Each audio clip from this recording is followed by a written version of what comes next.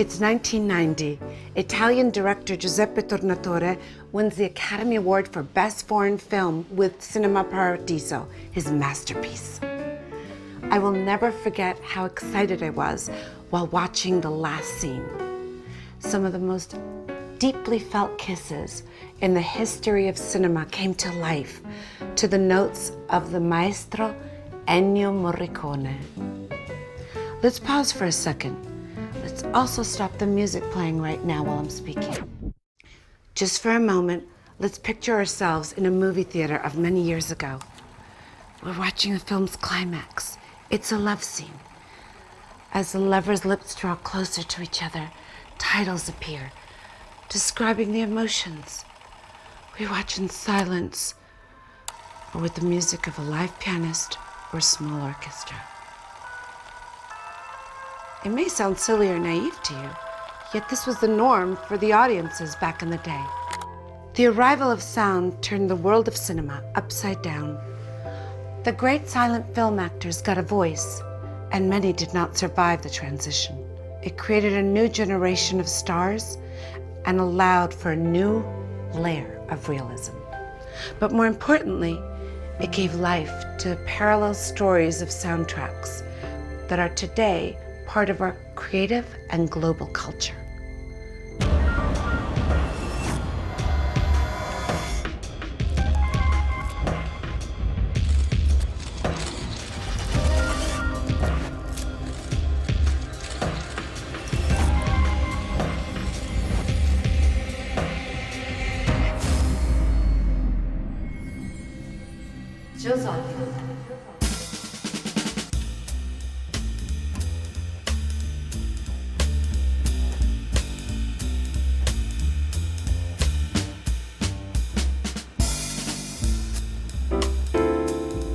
Sound didn't just change the audience's perception of cinema.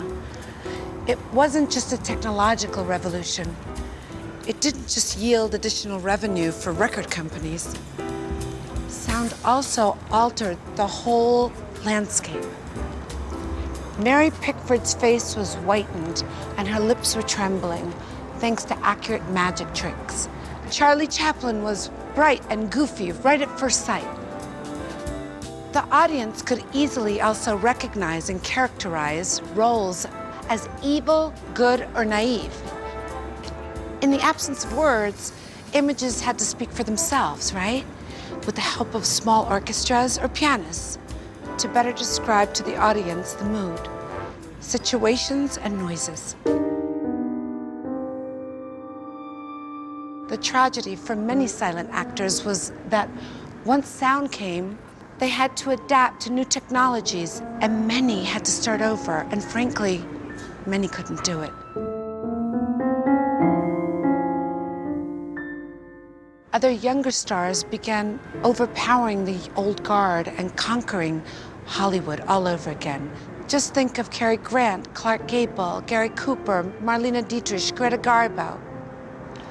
How could you ever forget those voices? However, soundtracks also played a major role in the rise of great actors and accompanied the magic of their characters. In 1934, the Academy started to honor Best Original Song, those musical pieces that entered our subconscious through a film and never left. In '86, the winner was my dear friend Lionel Richie, who I met up with just for you. That was nice. When you won your Academy Award, did you expect it? Talk to me about the moment you heard you were nominated, the experience, the emotions that you felt. That's good. Very good. That's a very good question. I'm nominated twice in the same category.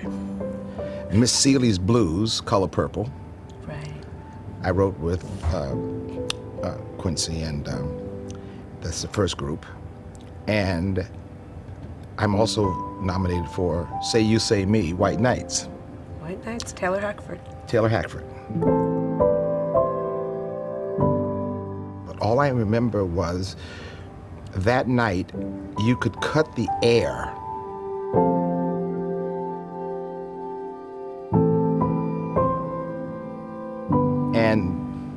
think it was Gene Kelly, who said, and the winner is Lionel Richie. And I remember screaming to my mom, "Mom, Lionel Richie won." True story. And her answer to me was, "Will you go up there before they change their mind?" That's what she said to She you? said, "Will you go up there? They may change their mind." And from the walk up, I don't remember a thing. It was an outer, Debbie Reynolds was there on stage. It was, and O'Connor, the beautiful dance team, the three of them. And I remember Mr. Kelly handed me the Oscar, and it was one of those out-of-body experiences. And I remember nothing about the speech. Some people said to me, "I loved your speech." And I remember asking the question, what did I say? Because all I remember was congratulations, congratulations, congratulations from the three on the stage. And then I said something wonderful like, yama, yama, yama, yama, yama, yama, yama, yama. I don't know.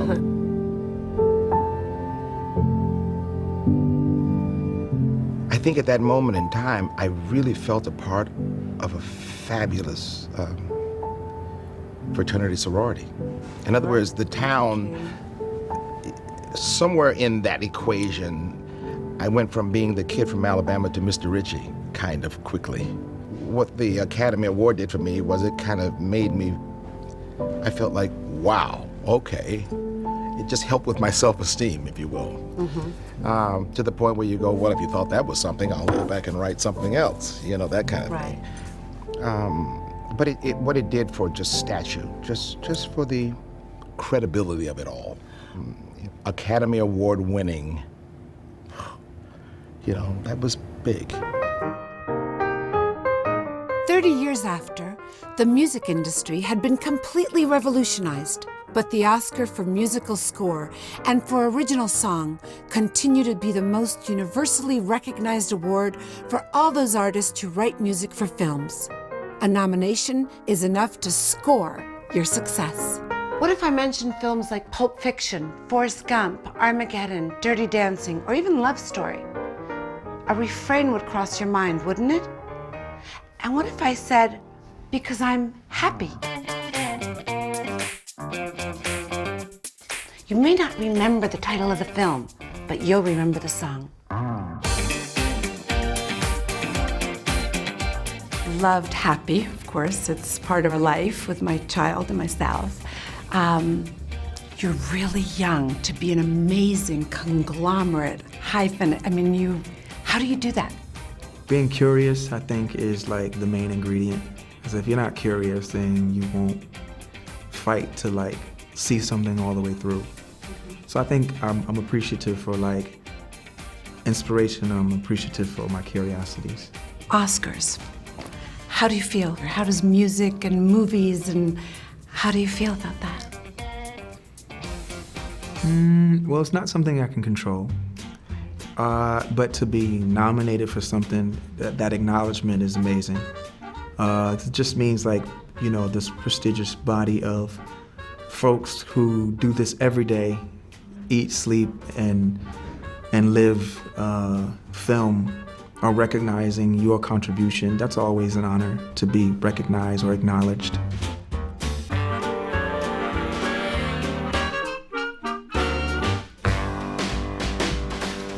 And it so happens that the most beautiful voice in the world decided to pay tributes to those songs that remind us of the history of cinema. Andrea Bocelli.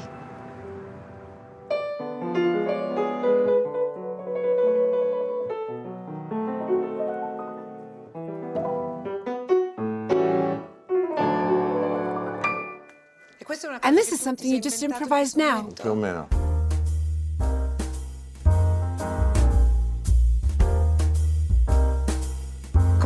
What was it like for you to go to the Oscars?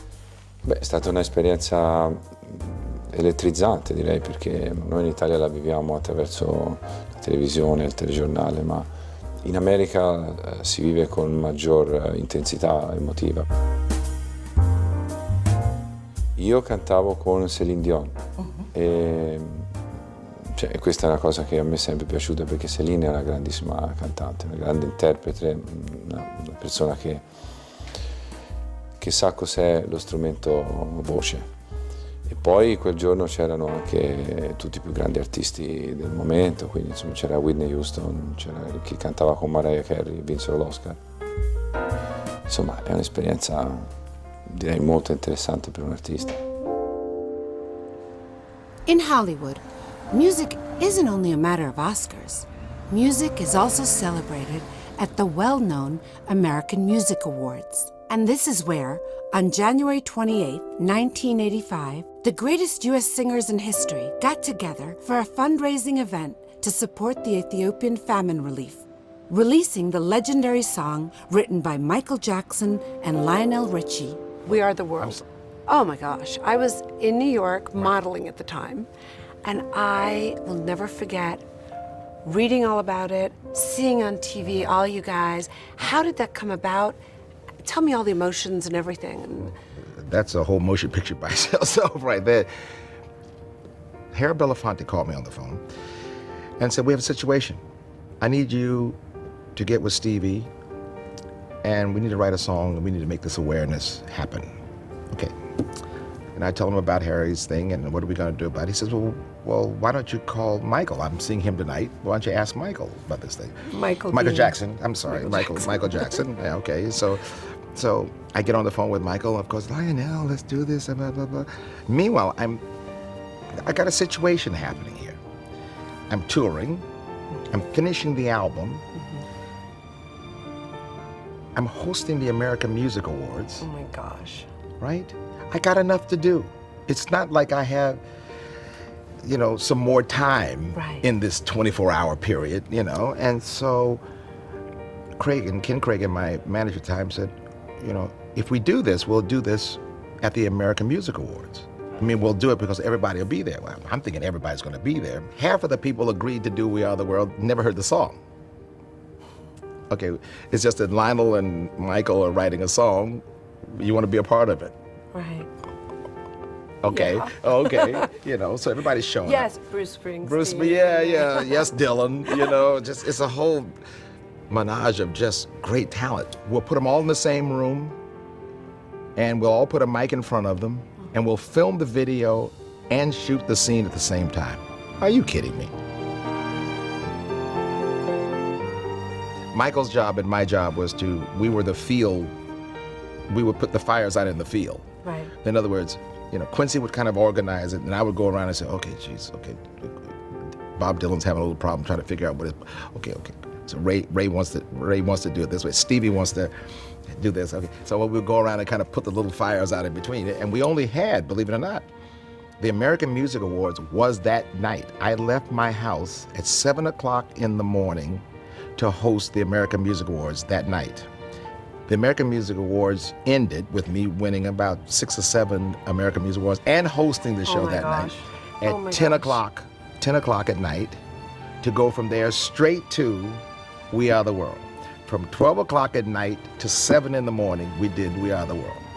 When I came home, the excitement of We Are the World was so strong, I forgot